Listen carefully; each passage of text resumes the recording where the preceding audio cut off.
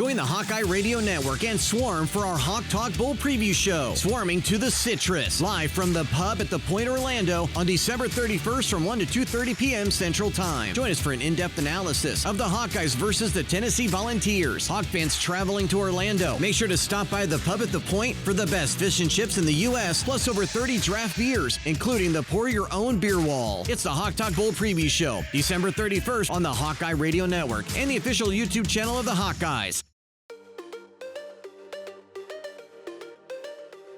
On the Hawkeye Sports Network from Learfield, this is the Fight for Iowa Citrus Bowl report.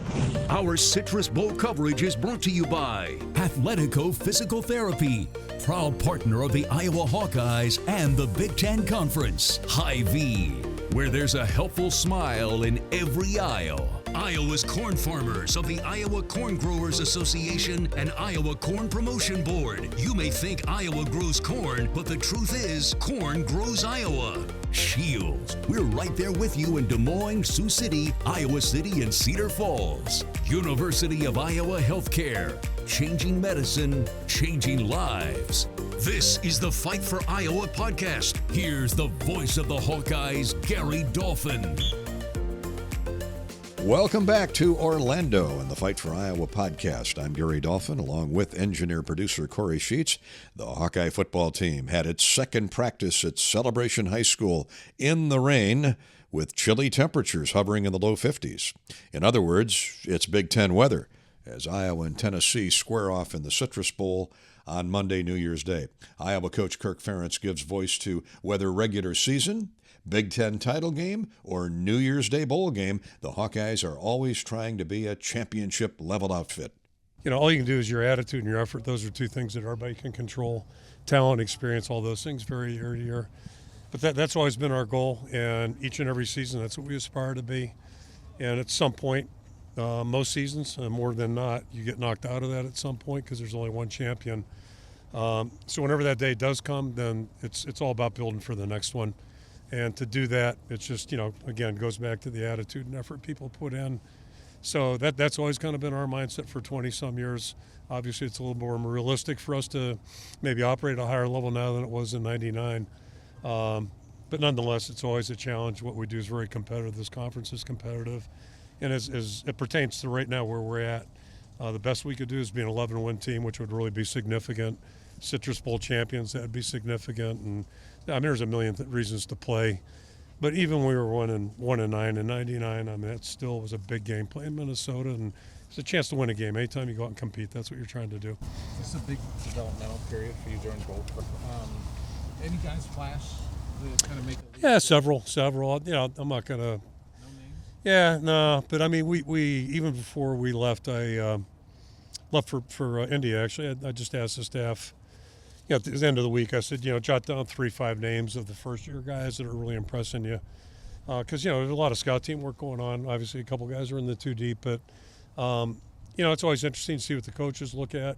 I really don't care about guys that are disappointed in because, I mean, they're young. The first year, most of them have a lot to learn. But, it's always interesting that we're seeing that. And that's one of the great benefits of a bowl game. It's just this opportunity to work guys that have been on the look teams all season long and work them in our offense, our defense, and you always see things that are encouraging.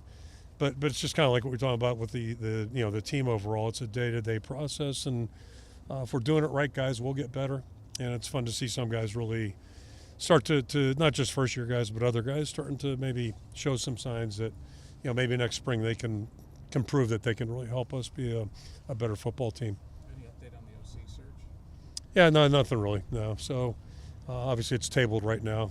Focus is right on this game. But, hope to have a clear idea first 2-3 weeks of January. I'd like to think by the third week of January we got it done. But feel really optimistic right now, and, we'll end up with a really good person. So. Think about 2 years ago, you got beat pretty badly in the Big Ten title game. Came back against Kentucky, and the offense was pretty good, honestly. Close to 7 yards of play, maybe more than that. How much growth has the offense made this period, and how much better can it get? Yeah, I think we're seeing some good things, and we're certainly capable. It's this way. Offensive football just generally is all about execution. I think the biggest challenge is, can we focus a little bit better? Can we make the makeable plays? And I talk about that all the time. It's really what the game gets down to. If you can do something beyond, the routine stuff, that's always great. And to win at a high level, you got to do that. But it all starts with just making the makeables, which means not having a receiver false start when they shouldn't be listening to cadence. Just things like that, little things. Dropping balls that are catchable. Blowing a protection, whatever it may be. Those things that are drive stoppers, and that's really what usually, stops offenses or derails them. When you play a good team, which you're in bowl season, you're always going to play a good opponent. They're going to make some plays too because they got good players, but we've got to try to minimize what they can do and maximize what we can do. So hopefully we'll see improvement and progress. Kirk, when it comes to the extra year guys, what are the main factors that they are weighing and the main pieces of advice you give them, whether or not they're staying or going? It's probably a little different story for each and every guy. And one commonality, there's no easy decisions for guys. Sometimes it's easy, sometimes it's not.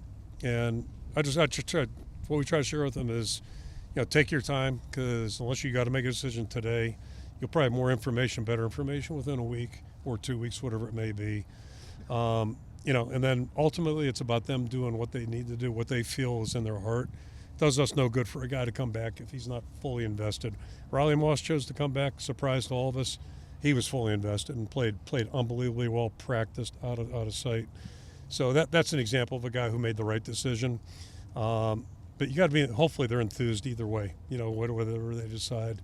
The other message is, if a guy chooses not to come back, don't feel like we're mad at you, because nobody here is mad. I'm not mad at T.J. Hawkinson, and unfortunately he got injured, and he's got a tough battle. He'll do great, but nobody's mad at him for leaving. He earned the right to make that choice. So when guys leave, they're Hawkeyes, but it's ultimately about what's best for them. Kind of like recruiting, make a decision that's best for you, and kind of be presumptuous for us to think that we know best. When it comes to somebody else's, what their goals may be. What does it mean to have Brian here this week, and what will you remember most about his time with the program as a player and a coach? I'm appreciative he's here. I'm appreciative he's coached the last 5 games. So, first and foremost, appreciative of that. I'm appreciative he's been a coach for 12 years in the program. Has been fully invested, done a lot of really good things for us, and his contributions are really been very valuable. Like a lot of guys on the staff, he's been a great staff member. And then his career, 5 years, left a couple of body parts out there. I mean, he, it's important to him. It's always been important to him, and I appreciate the fact that he's out here. I don't want to speak for him, but I think, part of his motivation is, like all of us, he cares about the players we work with on a day-to-day basis. And I've said it many times, the best part of our job, my job is the people I get to work with on a day-to-day basis. And, it's tough to minimize that. So, our focus right now is on winning this football game, doing the best we can, and appreciate him, his efforts, just like everybody on the staff. Any more questions? What did it mean to have Jay make the announcement that he's coming back, both from a obvious physical standpoint, but also intangibles seem to be off the charts? It's interesting. I was going to say his experience, but you think about it, it's not like he's a 3-year starter. But it feels that way. And just, the one thing about Jay that's been so consistent since he's gotten here is his attitude. It's just, and that's what we liked about him in recruiting, quite frankly, when you meet him face to face, get to visit with him a little bit. You just feel like there's something there that maybe other people are missing. And I think he's shown that throughout his career. He's been a good special teams guy. Last year played a lot of snaps, scrimmage snaps, and that's with 2 other guys that are pretty good players playing. This year just, we thought he'd play really well. We knew he'd be a strong leader. I think it's safe to say he exceeded our expectations, all the tackles he's made. So that's really been impressive. To get a player back like that, and I go back 2 years ago, you got Laporta, Campbell came back. We had that little break for getting ready for this game. And they both came back from that little break and both walked in my office within a half hour each other, said they're coming back. And it was like, oh, that's good. Just because of who they were. Not only good players, but who they were. So, to have his leadership back is important. Obviously, he's a good football player. And, the more guys that come back for the right reasons, it's a good thing for us. What have you seen from Deacon this past month? Now he's had a little bit of time to work on things after getting thrown into the fire. Yeah, I think he's improved each and every week since, going back to October. always room to, as long as he's going to be here, there's going to be things he can get better at, but I think he's more confident, a little bit more decisive, and, all these reps, we talked about them for the younger guys, they're important for everybody on the team if they're using them right, and he certainly, I think, has done a good job of that. The sophomore Deacon Hill has thrown for nearly 1,000 yards since filling in for the injured Cade McNamara, completing 50% of his passes with 5 touchdowns and 6 interceptions. One of the big stories here in Florida this week was Iowa linebacker Jay Higgins announcing that he is coming back for a 5th year. Higgins led the Big Ten in tackles this season and was second nationally. He joins us next on the Fight for Iowa podcast. More of the Fight for Iowa podcast after this. When it comes to your health, you need the full picture. That means the right diagnosis and the right treatment right from the start. I'm Aaron Bose, pediatric neurologist with University of Iowa Healthcare. Here, we're working together every day to advance medicine so you can get the best care. With more research, more clinical trials, and more treatment options than anywhere else in the state, the University of Iowa Healthcare is changing medicine and changing lives. Learn more at uihc.org. Something big is happening. Introducing Hy-Vee Perks. Now, Hy-Vee Fuel Saver is Hy-Vee Perks. Get the same great benefits like fuel savings. Plus, save even more on hundreds of products store-wide with Hy-Vee Perks prices like Tide. H Perks price $9.97. And bananas. H Perks price 39 cents a pound. Make the switch or sign up for Hy-Vee Perks and start saving today. It's free and easy. Some restrictions apply. Hey, Hawkeyes fans, it's time to gear up for the season, so let's do it right. Jerseys, hats, hoodies, and more. Shields has everything you need to show your Iowa pride. Visit our fan shop online or in-store for the biggest and best brands in the game. You'll find the right gear to level up your team spirit with all the essentials for your pregame parking lot party. Shields, proud partner of Iowa athletics and football fans everywhere. Are aches, pains, or injuries keeping you on the sidelines? At Athletico, our movement experts are here to help you turn your setbacks into comebacks and create a personalized game plan for your recovery. With no prescription or referral needed, Athletico Physical Therapy is where your comeback story begins. Get started today by scheduling a free assessment at athletico.com. Proud partner of the Iowa Hawkeyes. To anyone passing through our state, fields and fields of corn might be what they see. But the people who call Iowa home know it's so much more. Corn is ethanol, a homegrown, renewable fuel. Corn is delicious pork, beef, poultry, and dairy. Corn is in 4,000 products we rely on every day. So yeah, our highway views are full of corn, and we're proud of it. Because corn grows Iowa. Show your support for Iowa corn farmers at iowacorn.org/fan of corn. Now back to the Fight for Iowa podcast. Here's the voice of the Hawkeyes, Gary Dolphin. Iowa's senior All-American linebacker Jay Higgins declared earlier this week he plans to return to play a 5th year for the Hawkeyes. Higgins' 155 tackles led the Big Ten and is the 4th most in a single season in program history. Higgins' fondness for another year in the black and gold stems from all the relationships he's built over the past 4 years. You know, getting closer to Coach Wallace, obviously, I respect everything he's taught me and the linebacker he turned me into. And, I just felt that, one more year I could come back and be better than I was this year. And I feel I could be a better football player under Coach Parker and Coach Wallace. So that's why I made my decision. Well, that's a defense that I know you've grown to love, and boy, you waited for your chance and made the most of it. What is it about Phil Parker's defense that is so engaging? I just say how disciplined the players are. We just try to go out there and do our job. It's nothing more, nothing less, and it's a lot of guys out there who understand what it means to play for Coach Parker.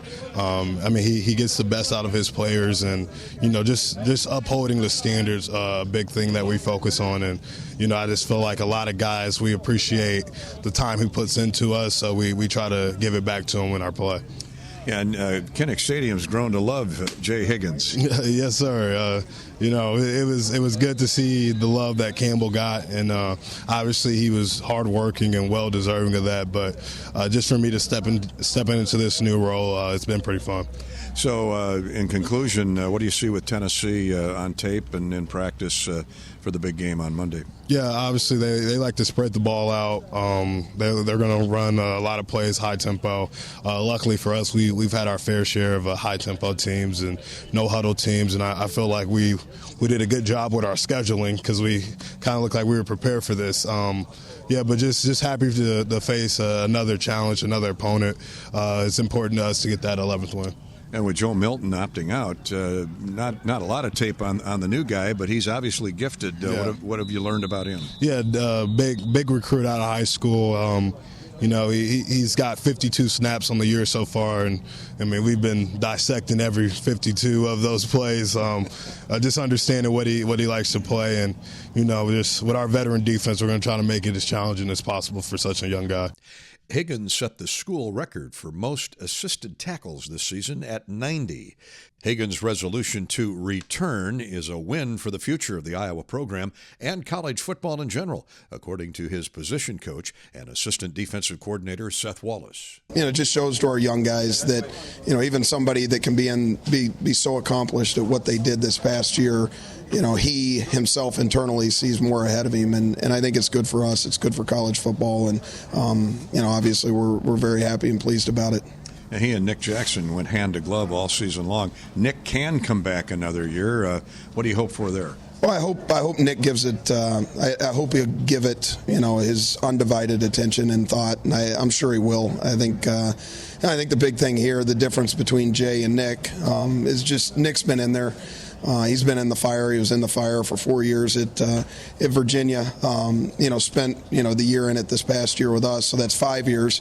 And the tough thing is just there's a lot of miles on his tires. He's much like Seth Benson maybe was last year, where Seth had the opportunity to come back, but there was a lot of miles on Seth's tires too. So I hope he gives it a chance and gives it some thought. But the decision is his, and I think we're going to leave it there. Anymore in college football, and big picture is that you almost have to major in roster management now, don't you? You do, and we found that out as soon as our season ended. As soon as we finished that game against Michigan, that next week in years past, we'd be on the road recruiting. We'd be out the door on that Sunday. We'd be, in place trying to get into high schools the next day. And we found ourselves in the office recruiting our locker room, trying to figure out, who was coming back, who was going to enter the portal. And, we're fortunate. We're fortunate that, Kirk Ferentz is our head coach, and we have a ton of stability in our program. So we didn't see a whole lot of the leaves falling off the trees, so to speak. But, what we did see is we saw a little bit of movement. And then, obviously we've got some guys right now that are making decisions, and we've spent time talking to them, and so we feel like we're in a good spot, but we'll see what happens over the next week or so. Lastly, Coach, with all the opt-outs for Tennessee, most notably lately the quarterback, how does that change your approach? You're looking at fewer and fewer plays of guys that have actually played. Yeah, I think you look at it just like any other team. When you start losing pieces of the puzzle, you're not going to reinvent the wheel. I mean, the wheel is the wheel, and that's kind of how we've looked at it. Now, you do have to look at it with a different personnel possibly, and maybe a different makeup between one quarterback and the other.